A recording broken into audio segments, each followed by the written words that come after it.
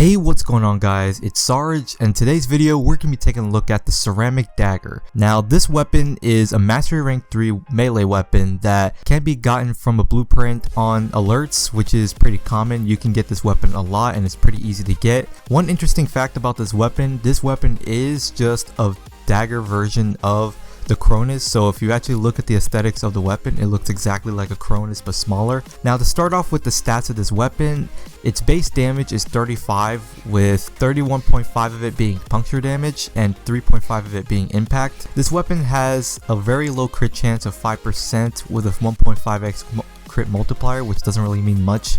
It has a 10% status chance, so it does have a pretty average status chance, I guess, for the daggers. And its attack speed is at a 1, where this and the Rakta Dark Dagger have some of the fastest attack speeds of all daggers, which makes them really special for their attack speeds. Now this weapon does have one special trait that a lot of other daggers have as well, is the fact that it's the only weapons that can use the Covert Lethality mod, which allows you to double the amount of damage you do, plus giving you extra damage towards finisher moves to guarantee you a kill, making it a really good stealth weapon if you're going for a lot of focus or if you just want to get a lot of affinity and play stealthily.